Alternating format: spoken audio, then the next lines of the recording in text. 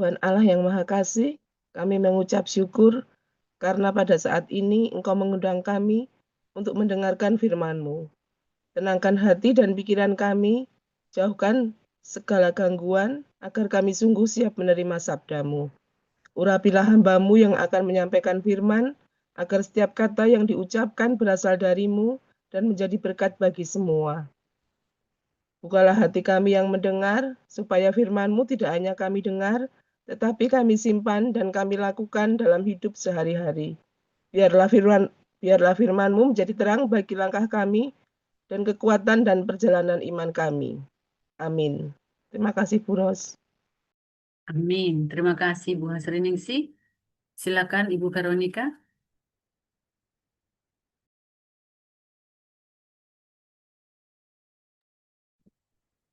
Mazmur 69 ayat 1 sampai 37. Untuk pemimpin biduan, menurut lagu Bunga Bakung dari Daud.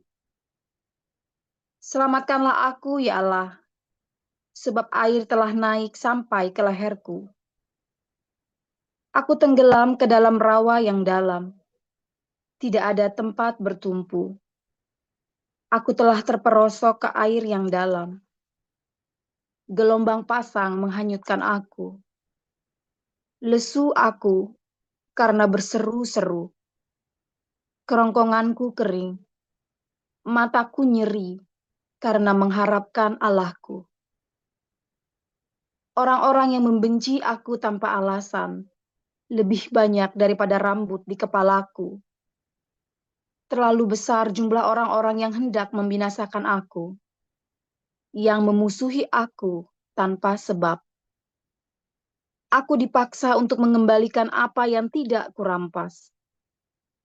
Ya Allah, Engkau mengetahui kebodohanku. Kesalahan-kesalahanku tidak tersembunyi bagimu. Janganlah mendapat malu oleh karena aku, orang-orang yang menantikan Engkau, ya Tuhan, Allah semesta alam. Janganlah kena noda oleh karena aku, orang-orang yang mencari Engkau, ya Allah Israel. Sebab oleh karena Engkaulah aku menanggung cela, noda meliputi mukaku. Aku telah menjadi orang luar bagi saudara-saudaraku, orang asing bagi anak-anak ibuku. Sebab cinta untuk rumah-Mu menghanguskan aku, dan kata-kata yang mencela Engkau telah menimpa aku. Aku meremukkan diriku dengan berpuasa, tetapi itu pun menjadi cela bagiku. Aku membuat kain kabung menjadi pakaianku. Aku menjadi sindiran bagi mereka. Aku menjadi buah bibir orang-orang yang duduk di pintu gerbang. Dengan kecapi, peminum-peminum menyanyi tentang aku. Tetapi aku berdoa kepadamu, ya Tuhan. Pada waktu Engkau berkenan, ya Allah, demi kasih setiamu yang besar, jawablah aku dengan pertolongan-Mu yang setia. Lepaskanlah aku dari dalam lumpur, supaya jangan aku tenggelam. Biarlah aku dilepaskan dari orang-orang yang membenci aku, dan dari air yang dalam. Janganlah gelombang air menghanyutkan aku, atau tubir menelan aku, atau sumur menutup mulutnya di atasku. Jawablah aku, ya Tuhan, sebab kasih setiamu baik. Berpalinglah kepadaku menurut rahmat-Mu yang besar. Janganlah sembunyikan wajah-Mu kepada hamba-Mu, sebab aku tersesat. Segeralah menjawab aku. Datanglah kepadaku. Tebuslah aku. Bebaskanlah aku oleh karena musuh-musuhku. Engkau mengenal celaku, maluku, dan nodaku. Semua lawanku ada di hadapanmu. Celah itu telah mematahkan hatiku, dan aku putus asa. Aku menantikan belas kasihan, tetapi sia-sia. Menantikan penghibur-penghibur, tetapi tidak kudapati. Bahkan mereka memberi aku makan racun, dan pada waktu aku haus, mereka memberi aku minum anggur asam. Biarlah jamuan yang di depan mereka menjadi jerat, dan selamatan mereka menjadi perangkap. Biarlah mata mereka menjadi gelap, sehingga mereka tidak melihat. Buatlah pinggang mereka goyah senantiasa. Tumpahkanlah amarahmu ke atas mereka, dan biarlah murkamu yang menyala-nyala menimpa mereka. Biarlah perkemahan mereka menjadi sunyi, dan biarlah kemah-kemah mereka tidak ada penghuninya. Sebab mereka mengejar orang yang kau pukul. Mereka menambah kesakitan orang-orang yang kau tikam. Tambahkanlah salah kepada salah mereka. Dan janganlah sampai engkau membenarkan mereka. Biarlah mereka dihapuskan dari kitab kehidupan. Janganlah mereka tercatat bersama-sama dengan orang-orang yang benar. Tetapi aku ini tertindas dan kesakitan. Keselamatan daripadamu, ya Allah, kiranya melindungi aku. Aku akan memuji-muji nama Allah dengan nyanyian, mengagungkan Dia dengan nyanyian syukur. Pada pemandangan Allah itu, lebih baik daripada sapi jantan, daripada lembu jantan yang bertanduk dan berkuku belah. Lihatlah, hai orang-orang yang rendah hati, dan bersukacitalah, kamu yang mencari Allah. Biarlah hatimu hidup kembali. Sebab Tuhan mendengarkan orang-orang miskin, dan tidak memandang hina orang-orangnya dalam tahanan. Biarlah langit dan bumi memuji-muji Dia, lautan dan segala yang bergerak di dalamnya. Sebab Allah akan menyelamatkan Sion dan membangun kota-kota Yehuda, supaya orang-orang diam di sana dan memilikinya. Anak cucu hamba-hambanya akan mewarisinya, dan orang-orang yang mencintai namanya akan diam di situ.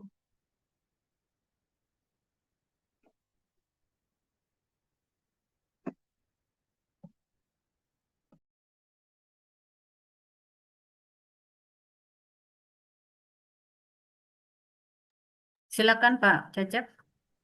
Baik, saya lanjutkan. Yohanes 15 ayat 1 sampai 27. Akulah pokok anggur yang benar, dan Bapakulah pengusahanya.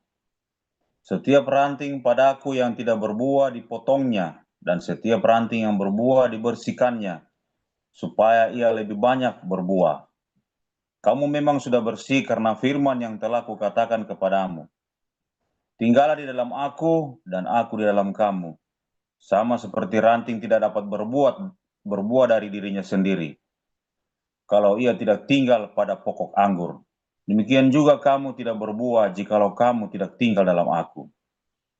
Akulah pokok anggur dan kamulah ranting-rantingnya. Barang siapa tinggal di dalam aku dan aku di dalam dia, ia berbuah banyak. Sebab di luar aku, kamu tidak dapat berbuat apa-apa. Barang siapa tidak tinggal di dalam aku, ia dibuang keluar seperti ranting dan menjadi kering. Kemudian dikumpulkan orang dan dicampakkan ke dalam api lalu dibakar. Jikalau kamu tinggal di dalam aku dan firmanku tinggal di dalam kamu, mintalah apa saja yang kamu kehendaki, dan kamu akan menerimanya. Dalam hal inilah Bapakku dipermuliakan, yaitu jika kamu berbuah banyak, dan dengan demikian kamu adalah murid-muridku. Seperti Bapa telah mengasihi aku, demikianlah juga aku telah mengasihi kamu. Tinggallah di dalam kasih-Ku itu. Jikalau kamu menuruti perintah-Ku, kamu akan tinggal dalam kasih-Ku, seperti aku menuruti perintah Bapa-Ku dan tinggal di dalam kasih-Nya. Semuanya itu Kukatakan kepadamu, supaya sukacita-Ku ada di dalam kamu dan sukacitamu menjadi penuh. Inilah perintah-Ku, yaitu supaya kamu saling mengasihi, seperti aku telah mengasihi kamu. Tidak ada kasih yang lebih besar daripada kasih seorang yang memberikan nyawanya untuk sahabat-sahabatnya. Kamu adalah sahabatku. Kalau kamu berbuat apa yang Kuperintahkan kepadamu, aku tidak menyebut kamu lagi hamba, sebab hamba tidak tahu apa yang diperbuat oleh tuannya. Tetapi aku menyebut kamu sahabat, karena aku telah memberitahukan kepada kamu segala sesuatu yang telah Kudengar dari Bapa-Ku. Bukan kamu yang memilih aku, tetapi akulah yang memilih kamu. Dan aku telah menetapkan kamu supaya kamu pergi dan menghasilkan buah, dan buahmu itu tetap. Supaya apa yang kamu minta kepada Bapa dalam namaku, diberikannya kepadamu. Inilah perintahku kepada kamu. Kasihilah seorang akan yang lain. Jikalau dunia membenci kamu, ingatlah bahwa ia telah lebih dahulu membenci aku daripada kamu. Sekiranya kamu dari dunia, tentulah dunia mengasihi kamu sebagai miliknya. Tetapi karena kamu bukan dari dunia, melainkan aku telah memilih kamu dari dunia. Sebab itulah dunia membenci kamu. Ingatlah apa yang telah Kukatakan kepadamu. Seorang hamba tidaklah lebih tinggi daripada tuannya. Kalau mereka telah menganiaya aku, mereka juga akan menganiaya kamu. Jikalau mereka telah menuruti firman-Ku, mereka juga akan menuruti perkataan-Mu. Tetapi semuanya itu akan mereka lakukan terhadap kamu karena nama-Ku, sebab mereka tidak mengenal Dia yang telah mengutus aku. Sekiranya aku tidak datang dan tidak berkata-kata kepada mereka, mereka tentu tidak berdosa.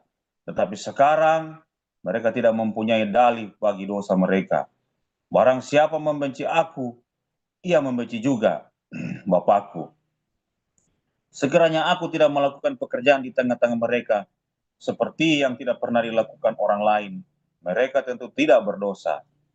Tetapi sekarang, walaupun mereka telah melihat semuanya itu, namun mereka membenci baik aku maupun Bapa-Ku. Tetapi firman yang ada tertulis dalam kitab Taurat, mereka harus digenapi.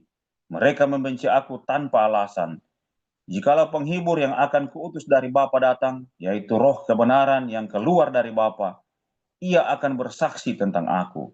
Tetapi kamu juga harus bersaksi, karena kamu dari semula bersama-sama dengan aku. Demikian firman Tuhan. Ya, terima kasih saudara para lektor, Ibu Veronica dan Pak Cecep.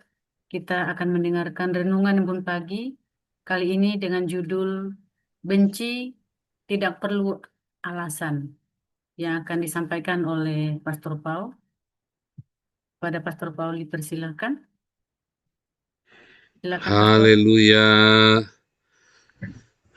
Firman Tuhan selalu baru setiap hari jika kita menanti-nantikan Tuhan dengan penuh cinta, saudara. Saudara, kita melihat ya, saudara ya, bagaimana cara bekerjanya cinta dan benci, saudara ya. Saudara, seringkali Anda bisa mencintai orang tanpa alasan. Ya, mungkin tiba-tiba suka aja sama orang itu. Suka dan mencintai, ya. Mencintai artinya ya bisa mencintai asmara, bisa mencintai karena suka, karena sesuatu ya, atau ya karena uang misalnya. Nah, tetapi Anda bisa ketemu orang dan tiba-tiba merasa cocok aja, klop. Ya, dan itu biasa ya, tentu itu biasa. Anda mengerti itu bahwa bisa aja tiba-tiba ada orang bilang chemistry-nya pas, ada yang bilang begitu. Tapi Anda bisa ketemu orang tiba-tiba nggak suka aja. Ya, bisa nggak suka aja.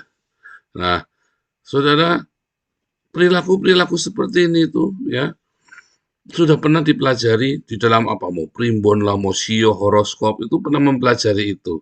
Ketidakcocokan orang-orang tertentu, mengapa bisa tiba-tiba nggak cocok. Suka nggak suka atau apa. Anda boleh menyebutnya sains, Anda boleh menyebutnya, tapi jangan menyebutnya itu klinik, itu bukan klinik, itu sains normal, saudara ya. Hanya hati-hati ketika mempelajarinya.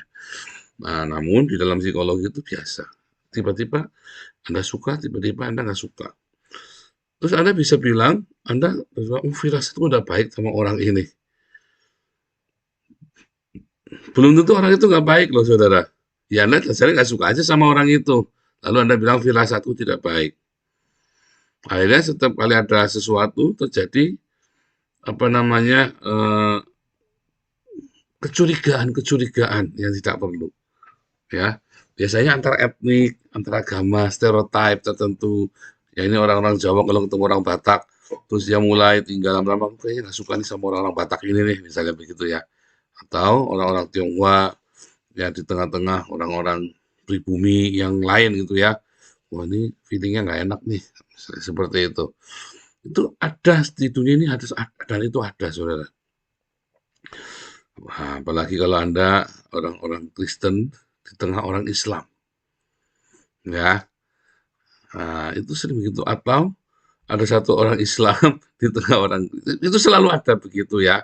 Itu saya ceritakan ada di sekolah di mana ya kecurigaan-kecurigaan ya atau prasangka-prasangka ya yang dalam dalam apa namanya ras agama atau prasangka stereotip atau apapun namanya itu selalu ada, saudara. Nah, orang Yahudi pernah dikituin juga namanya Black Libels, difitnah, saudara ya. Kalau dia Yahudi, pokoknya kalau ada apa-apa, ini pasti Yahudi ini yang nggak benar nih. Ya, selalu begitu ya. Orang-orang Cina juga sama selalu jadi kambing hitam. Ya, ada prasangka-prasangka. Eh, atau orang Kristen yang jadi kambing hitam. Dan seterusnya. Ya, kalau sekarang ada Islamofobia juga. Ya, Islamofobia juga. Itu adalah eh, sebuah petanda bahwa ada. Ya. Nah, apakah itu baik, saudara? Ya tentu saja nggak baik. Jangan ngomong itu baik, saudara. Ya prasangka itu nggak baik. Tetapi kewaspadaan itu berbeda dengan prasangka. Dan kewaspadaan itu tidak ada kaitannya dengan etnik, dengan agama, dengan kelompok-kelompok tertentu. Kewaspadaan itu Anda harus selalu waspada dengan siapa saja. Makanya kalau Anda bodoh, Anda hanya waspada sama kelompok tertentu. Tiba-tiba Anda kemalingan yang ambil dari kelompok yang lain. Kan goblok itu kan. Nah, seringkali begitu kita tuh ya, prasangka-prasangka. Ya, dan biasanya kalau Anda tidak berpendidikan, itu seperti itu. Wawasannya kurang luas, Anda cuma dengar katanya-katanya. Nah, siapa di ini yang suka dengar katanya-katanya? Nah, itu hati-hati, saudara ya. Nah, ini orang-orang orang pribumi memang begitu, Wana memang begitu.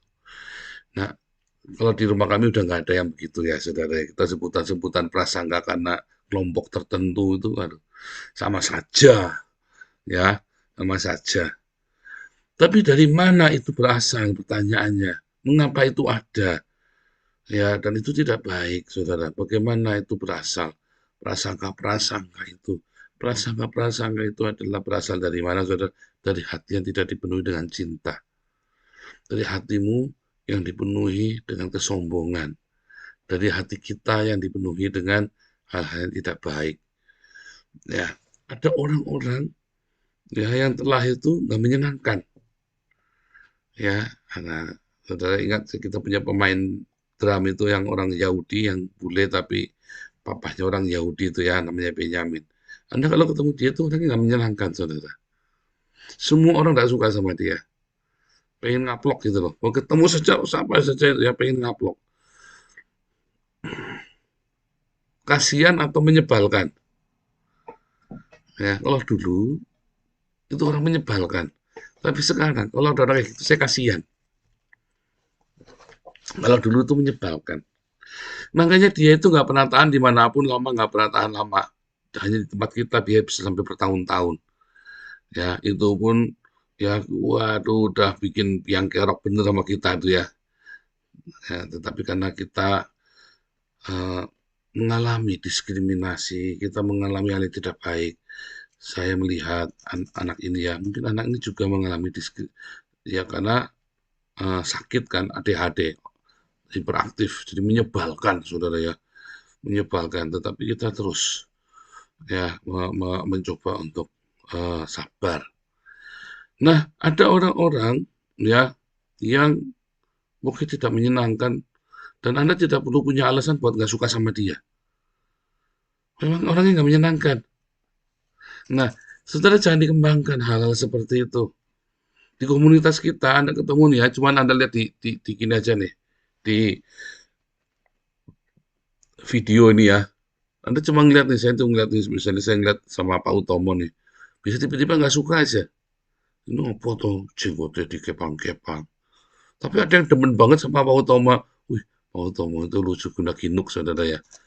Ngelihat aja sudah seneng, waduh. Sampai ngirimin duit, Pak Utomo rekeningnya berapa tak kirimin, apa aku kagum sama jenggotmu misalnya, saudara ya. Misalnya kan ada gitu ya, berbahagialah orang yang setiap kali orang lihat, saya pernah lihat mukanya ini aku pengen transfer mesti. Ada nggak yang gitu, saudara? Saya lihat mukanya pasti pengen transfer. Saya ini, saudara, orang lihat mukanya saya pengen transfer, saudara. Haleluya. Tepuk tangan semuanya. Orang kalau lihat saya mesti pengen transfer, saudara, dari dulu, dari kecil. Orang kalau ngeliat anak saya miracle, kamu punya masalah apapun, saya bawa dia, saudara. Orang luluh, saudara. Orang itu luluh. Kalau orang Jawa bilang apa? Mukanya itu belas asih ya, saudara. Ya asih gitu ya. Iya, orang itu selalu gampang jatuh kasihan. Jatuh belas kasihan. Itu contoh ya, saudara ya. Itu seperti itu. Nah, ada orang yang seperti itu, diberi kasih karunia. Anda harus terima. Ya, lebih enak ya, saudara ya. Makanya orang pasang susuk. Supaya orang kalau ketemu itu pengen transfer kayak saya ini kan pasang susuknya banyak, saudara. Udah di sini susuk semua, saudara ya. Pasang susuk itu jujulan itu loh, saudara. Anda kalau transfer saya kan bukan susuk-susuk itu, tapi jujulan itu loh. Aduh. Rahasianya apa supaya kamu kalau ketemu orang selalu mendapat perkenanan belas kasih. Rahasianya kamu harus selalu penuh belas kasih, saudara, sama orang. Serius, saudara. Saya kalau pergi kemana-mana orang pengen transfer saya. Pak, bang rekeningnya berapa? Kemarin asem, saudara, saya dikerjain, saudara ya. Nomormu masih yang lama kan? Dulu kan keblokir kan? Masih kan? Oh iya, masih yang BNI. Tak transfer, saudara, yang BNI tak rekening. Bukan nomor handphonenya. Mati kalau, saudara. GR udah GR begitu, bukan hanya nomor rekening, saudara. Namanya nomor handphone itu loh. Nomor handphone yang Jerman. Bikin malu aja. Aduh, tapi kadang-kadang udah kadung transfer ini. Ya nggak apa-apa, ditransfer aja sekalian. Waduh, kadung nanggung malu, saudara ya. Aduh, luar biasa. PT ya, saudara ya. Padahal malu tensinya minta ampun. Orang minta nomor handphone, dikasih nomor rekening. Lagi BU. Kan ketara ini lagi BU, saudara. Kacau. Bagaimana supaya kamu tuh apa ya, penuh dengan welas asih, penuh dengan orang itu mudah. Kamu belajar, saudara, untuk punya cinta yang melimpah. Ya, punya cinta yang melimpah, sebanyak-banyaknya cinta itu melimpah tanpa ada kebencian di hatimu. Nanti kamu mendapat itu. Rumusnya apa, saudara? Rumusnya barang siapa berbahagialah orang yang murah hati karena ia akan diberi apa? Kemurahan. Itu macam magnet, saudara ya. Murah hati itu bukan ada, sabun kali jalan bawa duit ke bank, ambil nyungir, cuy, disebar. Bukan, itu goblok, saudara. Itu namanya ongkrongan, itu bukan murah hati. Murah hati itu, kamu itu mudah memaafkan. Kamu tidak pernah menyimpan kebencian. Kamu suka sekali ya memberi kesempatan orang. Ya, kamu tidak pernah mau berhitung yang untung rugi yang terlalu kencang, saudara ya. Dagang, tapi ketika saatnya bergaul, oke. Murah hati itu ketika kita selalu memberikan kesempatan kepada orang lain. ya, dan tidak pernah menutup diri. Orang lain udah semati aja loh. Kalau kamu biasa dengan kemurahan hati, maka kamu akan diberi kemurahan yang luar biasa, ya, oleh manusia dan oleh Tuhan. Dan kalau kamu belajar kemurahan hati itu, kamu sertai dengan charity-mu, maka itu juga menjadi magnet. Kalau kamu terbiasa bersedekah, saudara, kamu terbiasa bersedekah. Orang itu ngelihat kamu tuh ya, begitu ngelihat Bu Ros ini biasa bersedekah. Wih, Bu Ros ini, wah pengennya transfer, saudara. Ya, itu hukum alam. Ya, itu hukum universal. Yesus bilang apa? Berilah maka kamu akan diberi. Iya kan? Kamu memberi maka kamu diberi. Itu rumus. Makanya orang kikir itu, ini kaplokan. Orang orang kikir itu pengennya ngaplok. Orang berasa, kalau saya itu kalau orang kikir itu dari jarak 1 kilometer udah baunya udah bawang kikir. Ya. Kayak paman gober. Udah duit itu mau duit. Saya kalau orang kikir 1 kilometer ini udah berasa orang kikir itu ya. Orang lagi ada bencana, bukannya nyumbang, ya kan? Dimintain duit, dimintain tolong buat carikan sumbangan, nolak. Itu kan orang kikir, kelihatan bener orang kikir itu dah. Ya, suatu hari orang, kamu kelihatannya sekarang ya, ini rezekinya banyak, tapi suatu hari kamu akan dikunci semua rezeki itu. Kamu pernah ngalami nggak semua jalanmu dikunci? Hmm, karena kamu biasa ngunci buat orang, maka kamu terkunci semua jalanmu. Kamu biasa tiba-tiba nggak suka sama orang, kamu turutin tuh. Ya, rasa tidak sukamu sama orang, kamu turutin. Ya, maka kamu akan ditutup. Begitu, saudara ya. Wah, ini saya nih. Waktu Paul juga nggak suka sama Edis. Oh, nggak ada urusannya. Ya, kalau sesat ya sesat, saya bilangin sesat. Orang mau boikot saya nggak urusan. Karena pintu saya selalu dibuka. Ya, sengaja. Malah sekarang tak tantang siapa yang nggak suka sama pengajaran di sini. Yang mengatakan Yesus tidak punya Tuhan. Yesusnya itu mengajar untuk menjual harta miliknya dan bagikan orang miskin. Bukannya malah ngumpul-ngumpul buat cari harta milik. Kebalik banget ya pengajaran kita dengan pengajarannya sekte Blangkon itu kan jauh bumi langit, saudara. Dia mengumpulkan uang buat properti pribadi, ya malah saya korban uang untuk dibagikan. Dia mengatakan Yesusnya punya Tuhan, di kita bilangnya Yesus adalah Tuhan satu-satunya. Oh, bumi langit, saudara. Ya, di kita coba jawabnya santun-santun baik-baik, saudara, pengikut-pengikut komunitas kita itu ya. Di sana pokoknya sumpah serapah, saudara ya. Penuh dengan kebencian, ya kan? Ya, yang di sini kita suka-suka berdonasi, suka memberi. Komunitas kita begitu kuat, saling berbagi. Hadiah Natal udah ketutup. Tiba-tiba kita kumpul 250 juta buat sumbangan bencana. Tiba-tiba kita bisa kasih beasiswa 100 orang. Kita bisa tiba-tiba kasih sepatu, tas yang buat 100 orang. Ini kan, wah ini luar biasa ya. Sampai saya bukan itu kita, ya. Kalau Anda terbiasa dengan kemurahan hati, Anda akan dikelilingi dengan orang-orang yang murah hati. Kalau Anda biasa menutup diri dengan kebencian, maka kamu akan dipenuhi dengan orang-orang yang penuh kebencian. Ya, bahkan ketika kamu orang yang murah hati, lalu orang-orang yang penuh kebencian itu mencoba menutup keberuntunganmu, saudara, nggak mempan, nggak mempan.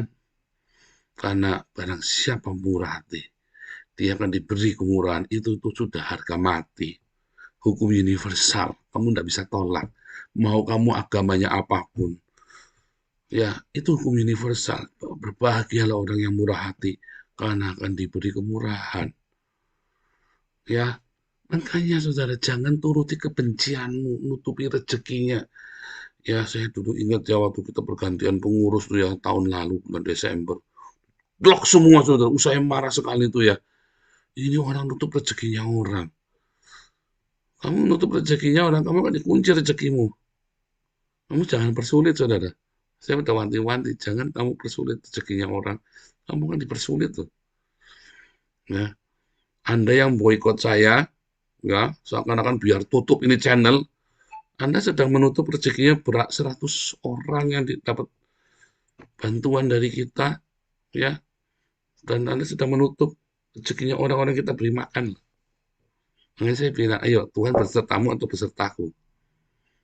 Saya tantang kalian semua yang lagi mau ngerjain saya, saudara. Saya tantang. Tinggal Tuhan besertamu, beserta dengan sekte Blangkon, atau Tuhan beserta dengan komunitas Hagios ini.